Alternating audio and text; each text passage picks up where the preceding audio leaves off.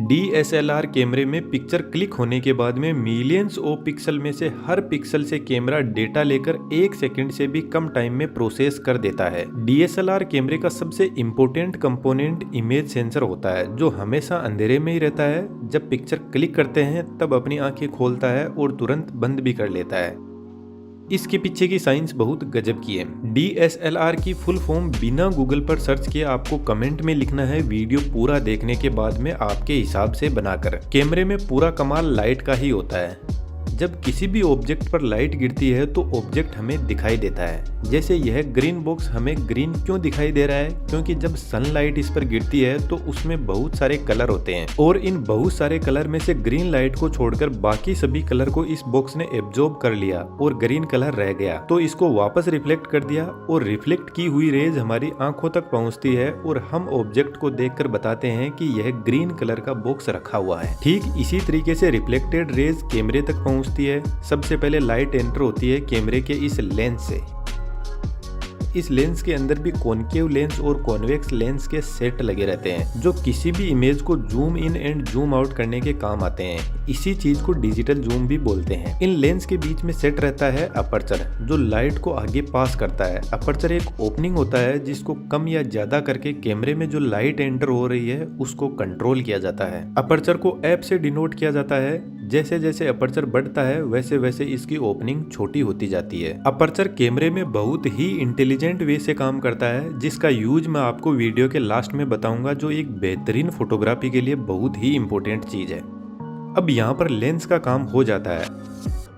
अब कैमरे की प्रोसेसिंग शुरू होती है। लेंस से निकली हुई लाइट आगे पहुंचती है मेन मिरर के पास में। मेन मिरर 45 डिग्री के एंगल पर सेट रहता है। यदि आप ध्यान से देखोगे तो व्यू फाइंडर जिस भी ऑब्जेक्ट की हम फोटो लेते हैं उसको दिखाता है, लेकिन यह लेंस के सामने नहीं होता है, थोड़ा ऊपर होता है।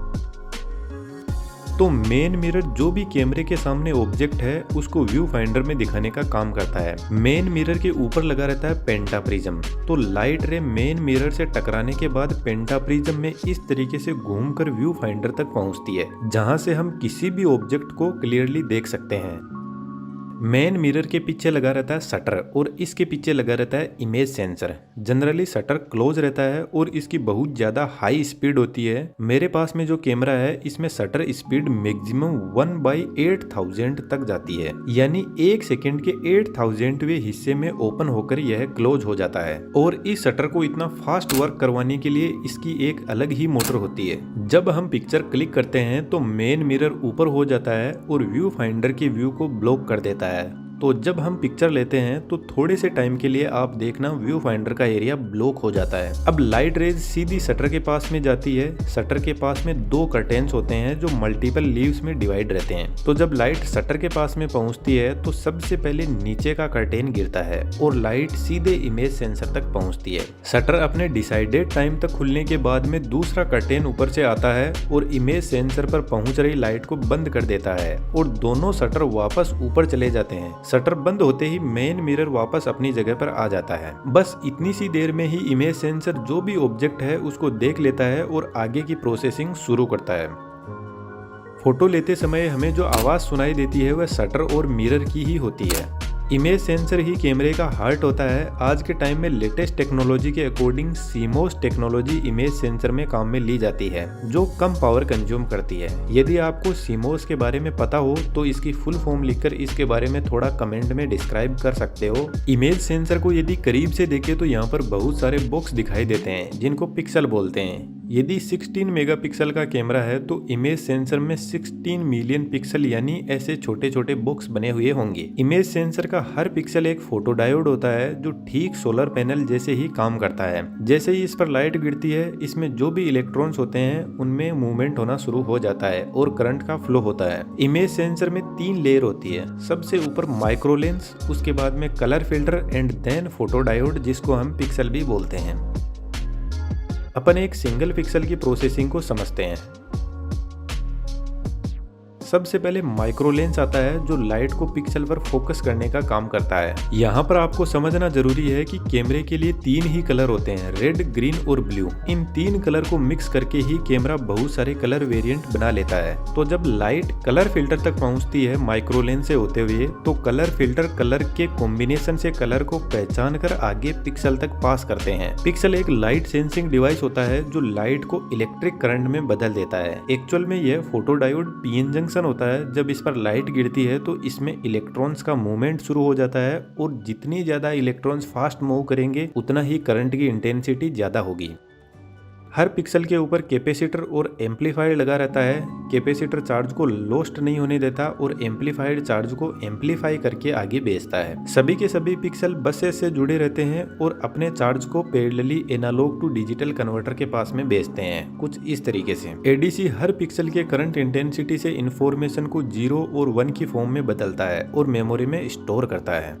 जब हर पिक्सल से चार्ज को कलेक्ट कर लिया जाता है तो इमेज सेंसर नेक्स्ट इमेज लेने के लिए तैयार हो जाता है। अब आपके दिमाग में एक क्वेश्चन आना चाहिए कि इमेज सेंसर से एडीसी के पास में सिर्फ करंट जाता है, तो करंट से कैसे पता चलता है कि फोटो में कौन से पिक्सल के पास में कौन सा कलर है? तो इसका आंसर है बहुत सारे ऐसे कलर है, जैसे ब्लैक लगभग लाइट को एब्जॉर्ब कर लेता है, कुछ कलर कम लाइट एब्जॉर्ब कर पाते हैं। तो इन कलर की वजह से किसी पिक्सल की ज्यादा लाइट फोटो डायोड के पास में पहुंचती है और किसी की कम लाइट पहुंचती है। अब जितनी लाइट होगी उतना ही उसके पास में चार्ज होगा और analogue to digital converter pixel के चार्ज को ही देखता है कि इसके पास में कितना चार्ज है और इसी से वह कलर को डिसाइड करके इस एनालॉग डेटा को डिजिटल में बदल देता है।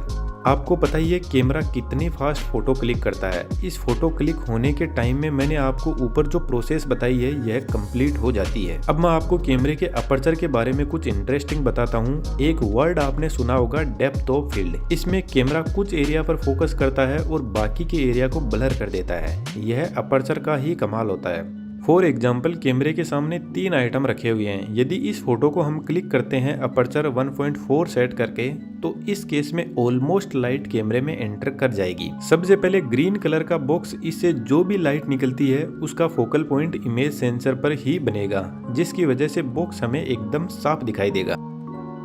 मंकी को देखें तो ये काफी बड़ा है, जिसकी वजह से फोकल पॉइंट इमेज सेंसर से पहले ही बन जाएगा और फोकल पॉइंट पास करने के बाद लाइट काफी दूर में फैल जाएगी, तो यह इमेज ब्लर हो जाएगी, यानी इमेज सेंसर इसको आउट ऑफ फोकस समझेगा। यदि इस बॉल की बात करें तो ये छोटी होने की वजह से इसका फोकल पॉइंट इमेज सेंसर के बाद में बनेगा, जिसकी वजह से यह भी आउट ऑफ फोकस हो जाएगी और ब्लर हो जाएगी। फाइनल इमेज का रिजल्ट हमें कुछ ऐसा दिखेगा। यदि अपर्चर 20 सेट करने के बाद में फोटो लेंगे तो अब की बार अपर्चर बहुत सारी लाइट को रोक देगा। यदि बॉक्स की लाइट को देखें तो इस थोड़े से एरिया से पास हो रही है, तो पहले के जैसे ही यहाँ पर फोकल पॉइंट इमेज सेंसर पर ही बनेगा, तो हमें क्लियर बॉक्स दिखाई देगा। मंकी के केस में जब थोड़ी सी लाइट आगे पहुंचेगी तो पिछली बार की तरह से अब की बार भी फोकल पॉइंट इमेज सेंसर से पहले ही बनेगा, लेकिन यहाँ पर फोकल पॉइंट के पास होने के बाद में लाइट बहुत ज्यादा डाइवर्ज नहीं हो रही है, क्योंकि अब अपर्चर ज्यादा लाइट को एंटर नहीं होने दे रहा है, जिसकी वजह से इमेज सेंसर इसको भी फोकस में ही कंसिडर करेगा। सेम इसी तरीके से बॉल के साथ में होगा और अब की बार जो फाइनल इमेज होगी उसमें तीनों ऑब्जेक्ट हमें क्लियर दिखाई देंगे। इस तरीके से अपर्चर डेप्थ ऑफ फील्ड को डिसाइड करता है। फाइनली डीएसएलआर कैमरे की कंप्लीट वर्किंग मैंने आपको बता दी है, जो आपको एक डीएसएलआर की फोटोग्राफी में थोड़ी बहुत हेल्प कर सकता है। अब आप डीएसएलआर की फुल फॉर्म अपने हिसाब से डिस्कवर करके कमेंट बॉक्स में जरूर से लिखना। ध्यान रहे गूगल पर सर्च नहीं करना है, आपके सभी के कमेंट में डिफरेंस दिखना चाहिए। तो